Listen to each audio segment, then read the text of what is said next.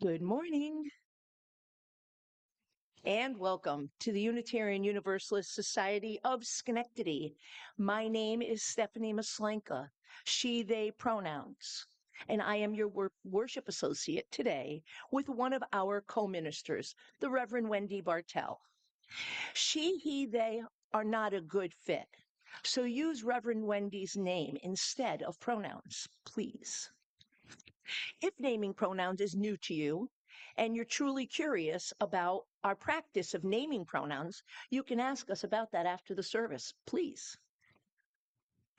The prelude our music director Maria Elmer played is How Far I'll Go from the movie Moana, inviting us into our theme for today of what is and what could be. If you're visiting us for the first time, we offer you an especially warm welcome. We hope that you'll stop by the welcome table and stay for the activities happening after worship. You're invited to open your hardback hymnal, the same one we used earlier, to number 108 and just place it over on your lap or over on the bench next to you. We're going to sing this after our time of prayer today. Number 108.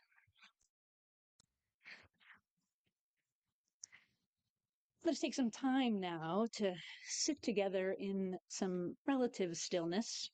You might place your feet on or towards the floor, with your hands resting in your lap or wherever they are most comfortable. Perhaps you want to close your eyes or gently soften your gaze towards the flame or towards the floor. Closing our eyes and softening our gaze can help us become a little bit more attuned to what's happening within. Noticing our strong spines and whatever age and stage they are in, strong for us, holding us upright, perhaps with the help of the bench or a chair, holding us upright and aware. Our fronts may be softening a little, opening, as we enter into the wild-heartedness of Unitarian Universalist prayer.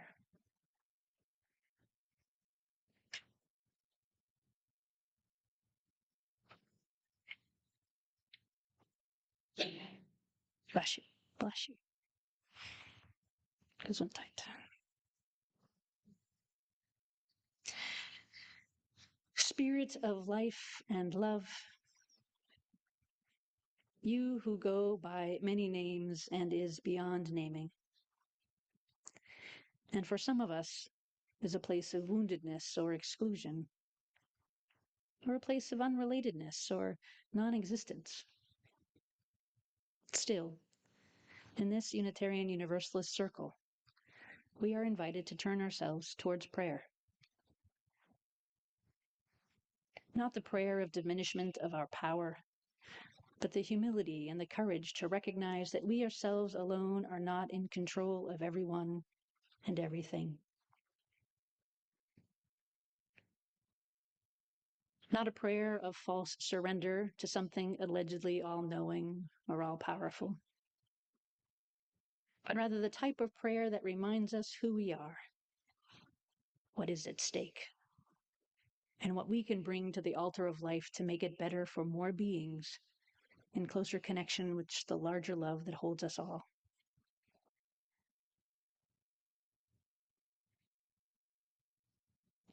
Spirit of life, help us to reclaim a language of reverence that some try to limit to one way of believing. For who can look at the fall foliage and not be moved to a prayer of gratitude to the earth? Who can witness the face of a baby or a child and not be moved by the miracle of life?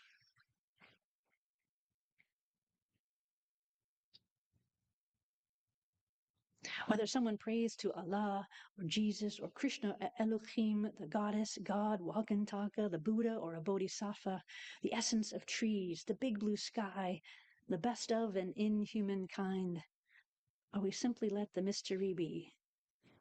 All are welcome in Unitarian Universalism. even as some of us may be less comfortable with even the idea of prayer. But we know that being a Unitarian Universalist isn't about being comfortable. It's about doing the work and the play to become our best selves, to determine what we believe. And rather than just professing our beliefs, we center them. We center that love in our day-to-day lives so that others can tell what we believe by how we act. Spirit of life and love remind us to not let the limited minds and hearts of other people limit the sacred. We too can find reverence of that which we do not yet understand, can appreciate the miracle of gravity or our solar system or epidemiology, can be amazed by the profundity of a quiet, breathtaking view of kindness, can have our hearts broken open with compassion as we witness one another showing up with shaky yet determined hope to challenge racism, to clean up from a catastrophic storm, to show up with a meal and company after a loss,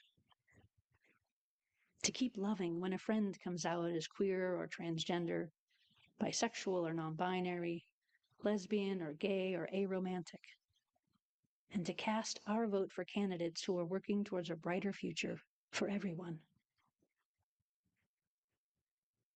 Great mystery in our ambivalence and in our fear, in our discomfort with prayer or any other words like God that other people have limited.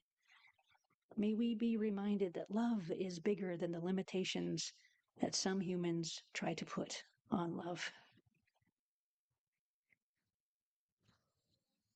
May we be reminded that our presence for other people's prayers, whether or not we ourselves pray, can be a blessing, a gift. And we are here to bear witness to one another's journeys, one another's challenges, one another's wrestling, one another's triumphs, and one another's wild hearts that are the result of being willing to realize who we truly are, and as best we can, to occupy that place of hard-earned truth, despite public scrutiny, other people's derogatory comments, lies told about us, or the arrogance aimed at us that tries to cover up other people's inferiority complex. Our universalism reminds us that we are each and we are all worthy of love. When we embody this place, love is no longer tightly bound behind the barriers of fear, and a bright new day can dawn. May we humans have the strength, humility, and courage to make it so. Amen, and blessed be. Let us now have some moments for our own internal prayers or meditations or silence. And after some shared quiet, Maria will play number 108, and we will eventually join in to help us continue on with the service.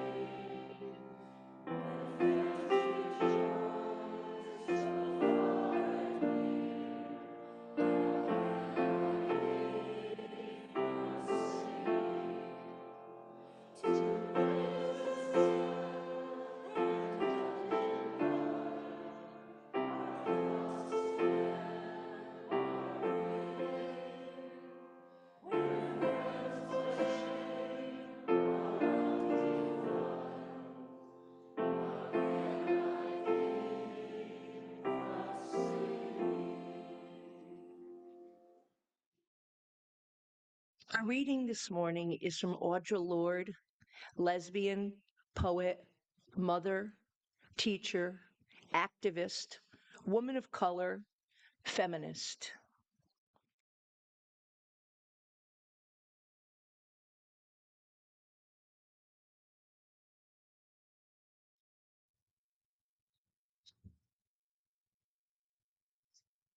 Have you ever been afraid to speak up? Yes, no, maybe. Yeah, I see a few nods. I see a lot of nods. Maybe you weren't quite sure what to say.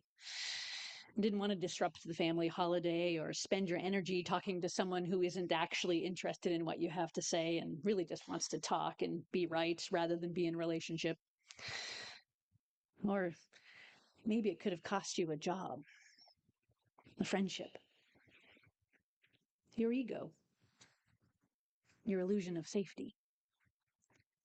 Or maybe it is in your upbringing or family dynamics or group culture to not speak up. Maybe it really wasn't or isn't physically or mentally safe to do so. Audre Lorde has many reasons to be afraid, which is why we name her identities. Reasons to be afraid and to not speak, and yet speak and write and teach she did. I too sometimes wrestle with this speaking up. As a person who has been told my existence is abhorrent by those who call themselves Christians, conservative as they may be. But when we are silent, we are still afraid. And I know that I am not abhorrent. And so I speak up sometimes. And while I'm no biblical scholar, from living in a U.S. context, there are biblical stories that make our way into our secular life, such as television or movies or casual conversation or in art. One does not have to have read either Jewish or Christian scriptures to know about Noah and the ark, Eve and the alleged apple from the tree of knowledge. Or perhaps some of us, a lesser known story of Jacob's wrestling with an angel or a man or God, depending on which Bible you read. Because the Bible is really Bibles, and the stories in them are meant to teach us something. And for those of us wanting to live in right relationship with others, sometimes it can feel like a wrestling match to figure out what to say when someone has said or done something hurtful or offensive or dehumanizing. Sometimes we sort of weigh the amount of energy expenditure. Do I have time for this? Or we weigh the potential consequences to the relationship. Is it worth taking this on? What will it cost me? What will it cost if I don't do anything? Maybe we mentally wrestle with our conscience. I should do something. I'm not sure what to do. I want to affirm their inherent worth and dignity, but oh my God, what they're saying is terrible. And there we are on the edges of decision, crucial and alone, as Lorde says. In the biblical story, Jacob wrestles all night, and the being with whom he wrestles touches him and puts Jacob's hip out of socket, at least in most versions. And he forever walks with a limp to remind him of the struggle of being in the wilderness, of wanting to be strong and be blessed. When something happens and I don't know what to do, it sometimes bugs me all the way home. Does it ever play over and over in your own head? God, I could have said, why didn't I? I should have. What could I? What could I have done? What should I have done? Because when no one interrupts the lies or the threats or the groupthink, people on the margins often find ourselves in the center of a target. And some of us, myself included, are so very weary of being a target of the messages that we don't belong, that our lives don't matter, that it's okay to mock us. Last night, Lynn and I went to Proctor's to hear the a cappella group Straight No Chaser. We've enjoyed their holiday album from 2008. They are talented singers, harmonizers, and vocal percussionists.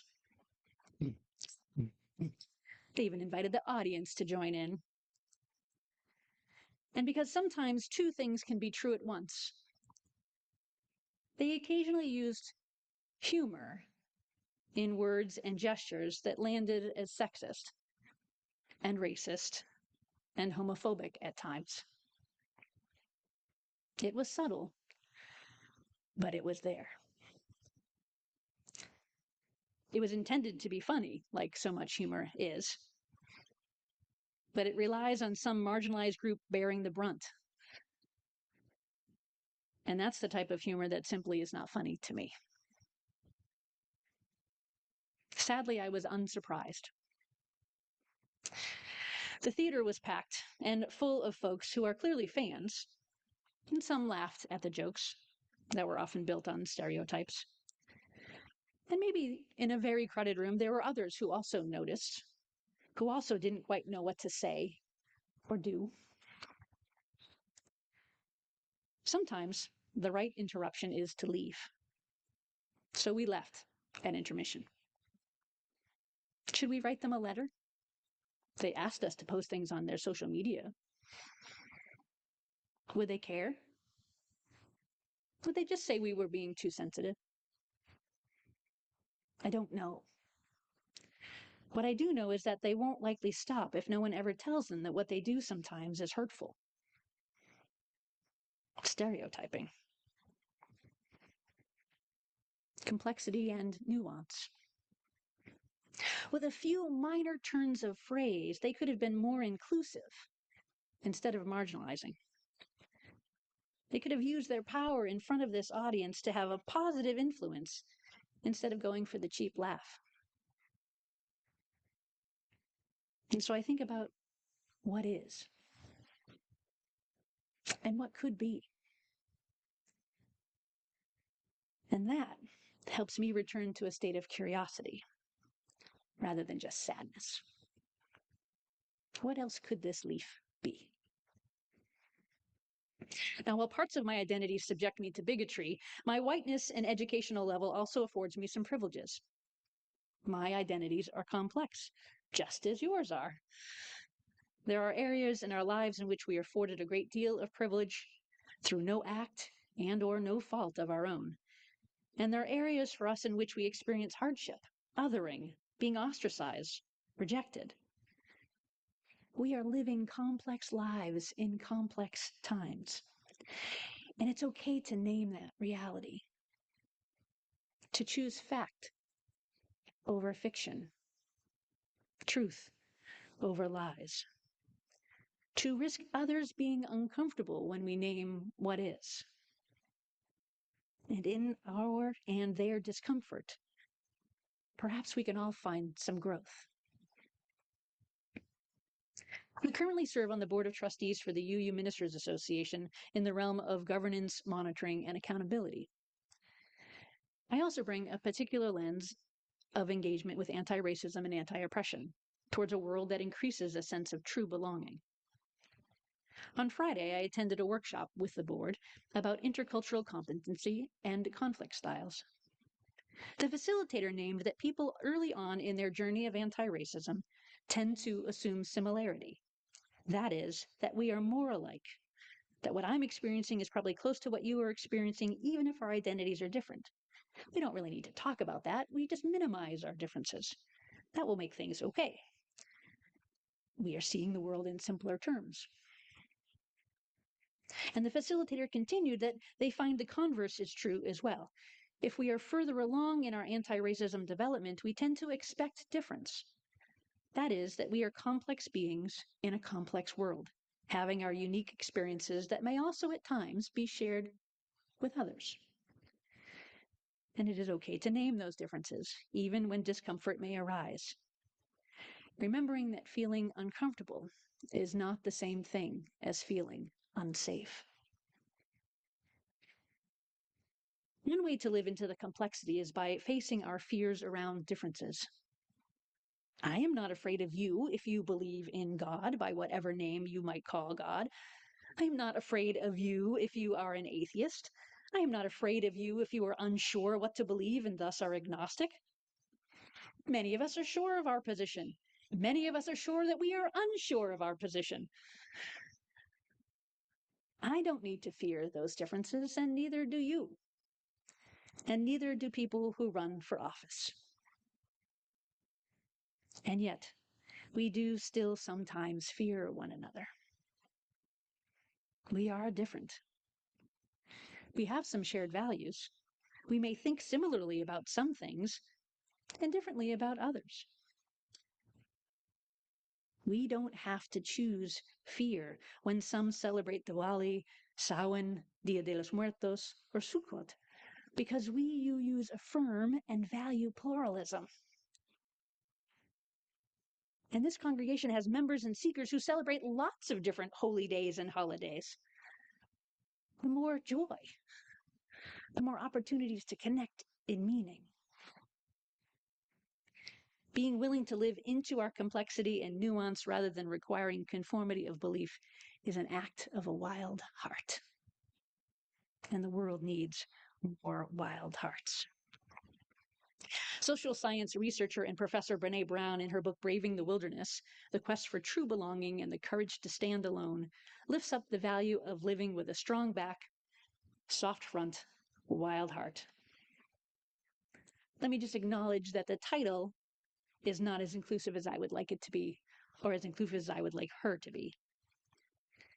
Ableism sneaks or sometimes roars right in to so much of life, including here in congregational life, in our hymns, our poems, our meetings, our histories, our practices, and even in our architecture. And there are ways in which we can address it when we name what is and imagine what could be together. Back to Bréne Brown. Brown references an earlier work that she wrote, The Gifts of Imperfection, with a quote, "Belonging is the innate human desire to be part of something larger than us. Because this yearning is so primal, we often try to acquire it by fitting in and by seeking approval, which are not only hollow substitutes for belonging, but often barriers to it.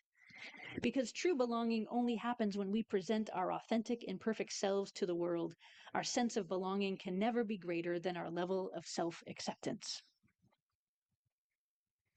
Now, those of you who are unfamiliar with Brown's work, she is a qualitative grounded theory researcher. And the goal of grounded theory is to develop theories based on people's lived experiences rather than proving or disproving existing theories. Her definitions of words come from thousands of pieces of data from research participants on particular questions. And over time, she checks those definitions to see if they've held up. She shares a story of speaking with middle schoolers about the differences between belonging and fitting in. Remember middle school? Belonging and fitting in. And she speaks of conversations with adults who are claiming to feel spiritually disconnected, a phrase that kept coming up, and so she wanted to know what they meant by that. It turns out that feeling spiritually disconnected meant to many of the research participants that there was a diminishing sense of shared humanity. That more and more what we share is fear rather than trust, respect, or love. Many reported feeling more afraid to disagree because of the lack of civility or tolerance of different views. This book is from 2017. We haven't made progress. A definition of spirituality emerged from that data.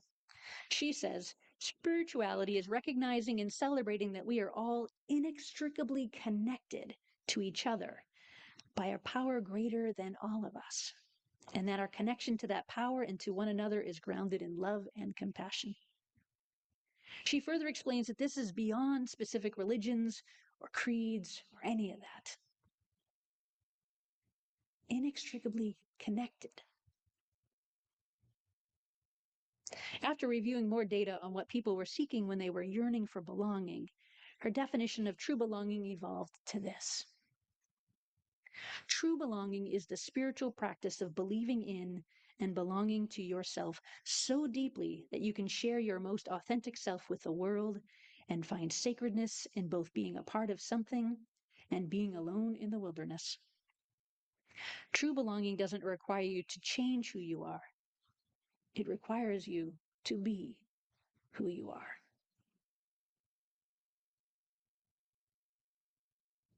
Being authentically ourselves in a world that would rather we all conform and try to fit in is a profound act. Strong back, soft front. This metaphor is also a teaching by Roshi Joan Halifax, a Buddhist teacher. Bréne added the wild heart. Halifax and Brown both describe what it means to have a strong back. Briefly, Brown uses the acronym of BRAVING. Boundaries, reliability, accountability, vault, integrity, non-judgment, and generosity. BRAVING. Brown goes into much more detail in her book, which I don't have the ability to do today, but even just hearing these words, boundaries, reliability, accountability, vault, integrity, non-judgment, and generosity, these words, we can ask, even just hearing these words, we can ask ourselves what is and what could be for humanity if engaging in these braving practices helped create a strong back. Soft fronts can be hard for some of us. Many of us go through the world more armored up, right? We pile on distance and distraction and defenses and humor and deflection, or we contort ourselves to please other people or to fit in. Our behaviors becoming less connective and more protective.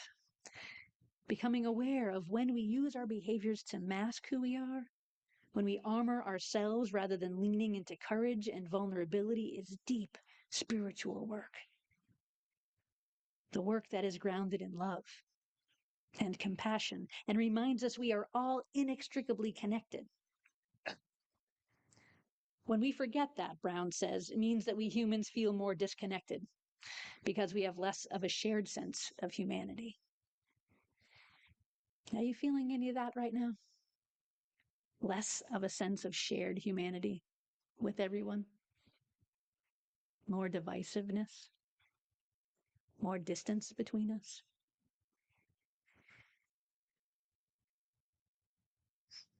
It's hard to keep a soft front, to be vulnerable, to remain authentic in the face of personal insults or shame and more that just keeps coming. That third phrase, wild heart, she says, the mark of a wild heart is living out the paradox of love in our lives. It's the ability to be tough and tender, excited and scared. She continues, it's showing up in our vulnerability and our courage, being both fierce and kind. Here at UU Schenectady, we strive to cultivate a place of belonging, a place where each of us and all of us can be ourselves authentically, where we learn how to put the armor down, lean into courage and vulnerability, to practice compassion, to create justice, and to cultivate more joy. We can do this when we name what is, even if it is uncomfortable, getting curious about what else might be. In the workshop on Friday, the facilitator named that when she's upset about something and assumes she knows what another person is going to do, she tries to come up with 6 other things the person might do.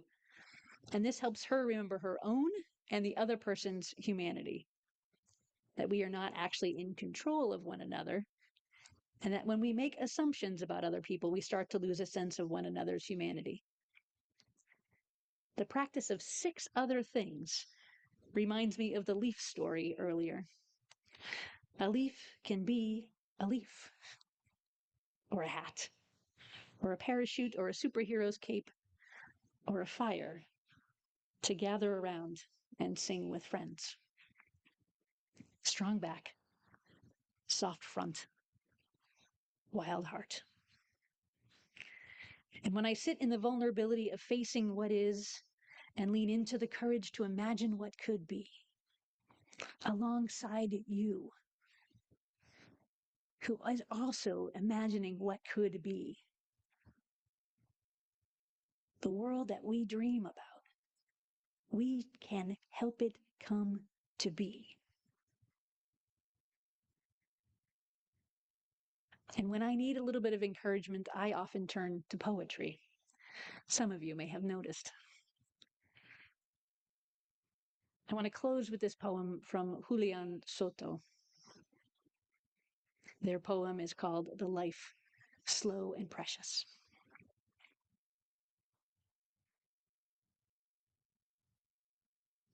It is a truth, though it may not always feel like one, that you are worth more than the things that you do.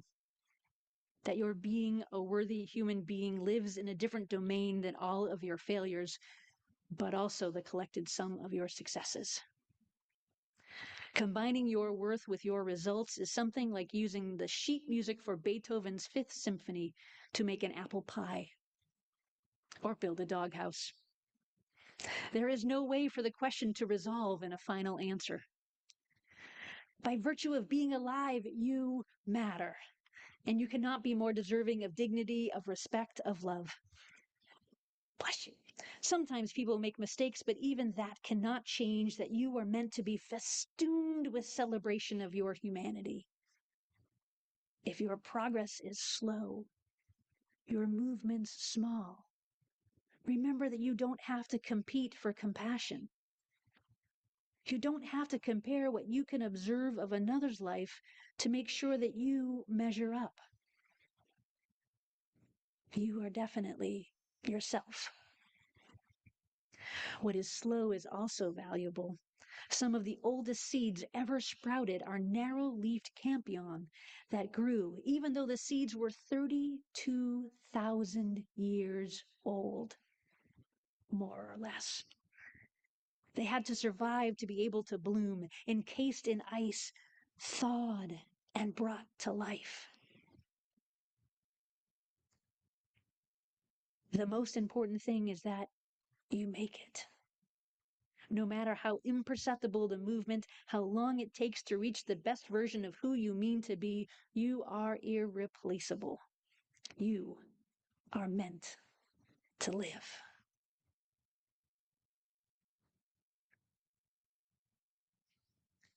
Maybe be brave and encouraging to rise against evil and all else that seeks to divide us from love and from one another, that we and all may live.